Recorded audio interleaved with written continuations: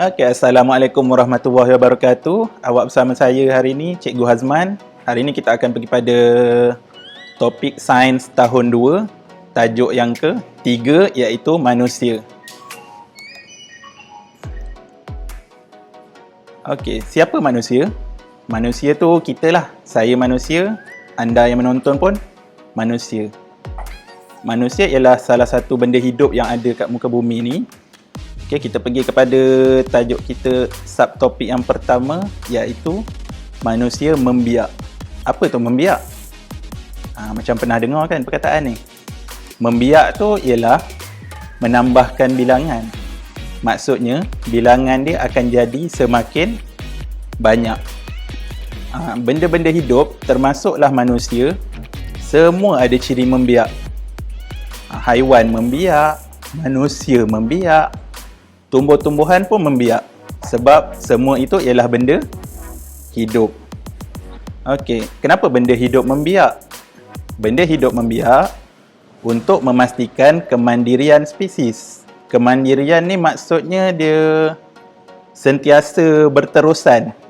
Okey, contohlah kalau manusia tak membiak, sampai kepada satu peringkat, manusia yang terakhir tak membiak tu mati, manusia tak ada lagi kat muka bumi.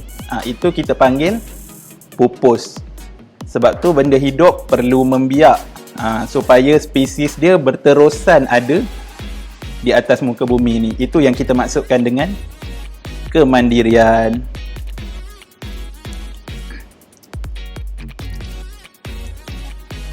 Okey, contoh dalam gambar rajah ni,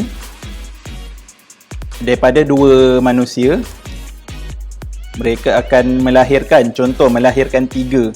Okey, dekat sini kita dah boleh nampak manusia tu menambahkan bilangan dia. Daripada 2 orang yang warna biru tu, dia dah jadi 5, termasuk 3 anaknya. Dan seterusnya manusia akan membiak menjadi lebih banyak.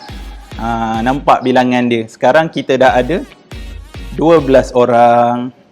Itulah maksudnya membiak ataupun menambahkan bilangan itu tadi.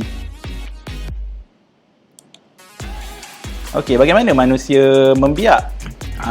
Mesti tertanya-tanya kan? Okey, manusia membiak dengan cara melahirkan anak.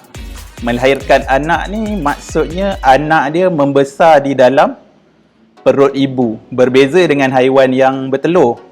Haiwan yang bertelur, dia mengeluarkan telur, anak tu akan membesar di dalam telur dan kemudian telur tu akan menetas. Tapi manusia, dia membiak secara melahirkan anak. Anak tu keluar, dia punya bentuk sifat dah cukup. Itu yang kita maksudkan dengan melahirkan anak. Anak yang dilahirkan tu kita kenali sebagai bayi. Okey, semua orang lahir bermula daripada bayi.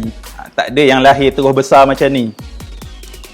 Okey, kita tengok subtopik seterusnya. Okey, kita bermula daripada bayi. Okey, lepas tu kita belajar merangkak dan seterusnya kita ke peringkat kanak-kanak. Okey, murid yang di tahun 2 sekarang berada di peringkat inilah. Termasuklah murid-murid cikgu yang menonton ni. Okey, seterusnya selepas zaman kanak-kanak, kita akan melalui satu zaman yang dipanggil remaja. Remaja ni bermula daripada umur 13 ke atas sehingga 18 tahun. Okey, selepas usia remaja, kita akan bergerak ke alam dewasa. Alam dewasa ni biasanya kita labelkan dia selepas 21 tahun. Okey, lepas dewasa apa yang berlaku? Adakah kita jadi bayi semula? Tak. Orang dewasa ni akan melahirkan bayi yang baru. Dan kitaran hidup ni akan berterusan sehinggalah ke akhir zaman. Okey, kitaran ni yang kita panggil dia sebagai kitar hidup manusia. Bermula daripada bayi sehinggalah ke alam dewasa. Kitar hidup ni akan sentiasa berterusan selagi manusia membiak. Okey, Macam yang saya cakap tadi, kita semua bermula daripada bayi. Tapi kalau pernah tengok bayi tu kecil. Kenapa kita besar? Okey, kita tengok ke subtopik yang seterusnya, iaitu pembesaran manusia. Okey, nampak daripada bayi kita akan bergerak ke sebelah kanan menuju ke alam dewasa. Okey, jom kita tengok perubahan-perubahan yang berlaku dalam peringkat pembesaran manusia ni.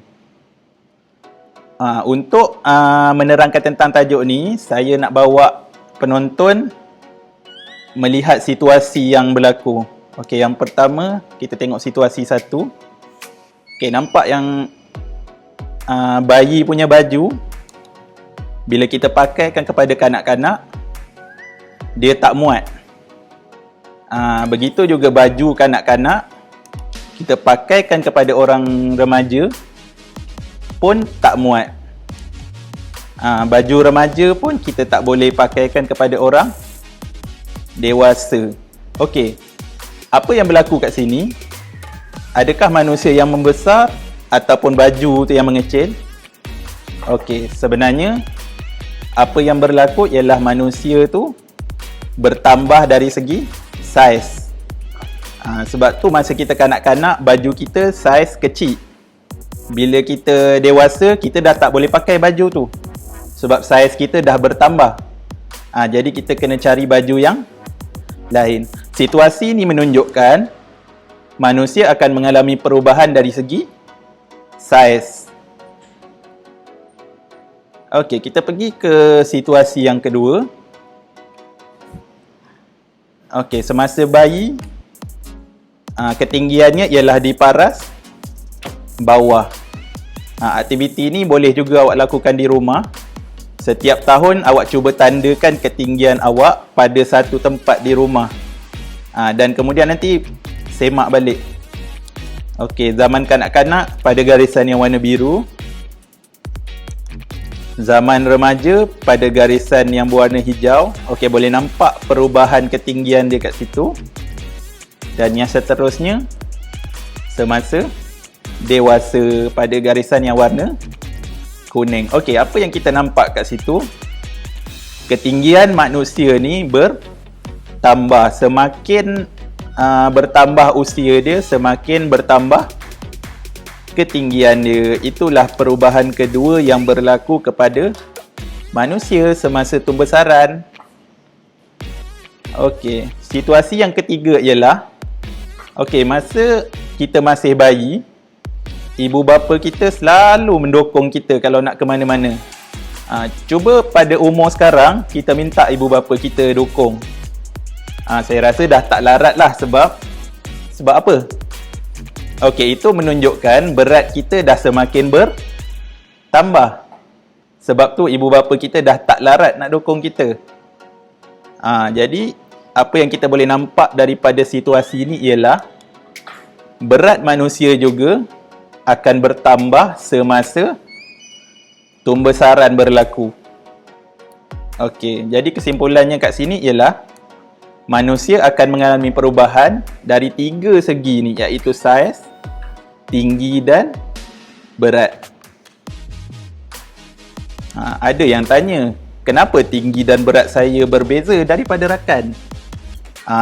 Contoh, awak pergi masuk dalam kelas, tengok awak dengan kawan awak, kadang-kadang ketinggian dia tak sama. Mungkin kawan awak lebih tinggi, mungkin awak lebih tinggi.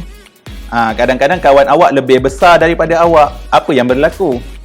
Okey, pembesaran ni, iaitu tinggi, berat dan saiz ni, dia dipengaruhi oleh beberapa faktor. Antaranya ialah keturunan dan juga pemakanan. Keturunan maksudnya dia punya salah silah dia. Contoh, dia ada datuk yang tinggi ataupun ibu bapa yang tinggi.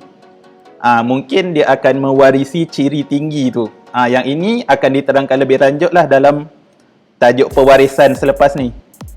Okey, yang kedua ialah disebabkan faktor pemakanan. Contoh, kalau yang makan lebih banyak, saiznya lebih besar lah. Ataupun kalau dia makan cukup nutrien, mungkin pertumbuhan dia lebih baik, jadi dia lebih tinggi. Kalau tak cukup khasiat, mungkin pertumbuhan dia lebih rendah. Okey, itulah sebabnya kenapa tinggi dan berat setiap murid itu berbeza. Okey, itu saja untuk tajuk kali ini. Kita jumpa lagi pada tajuk akan datang. Sekian, terima kasih.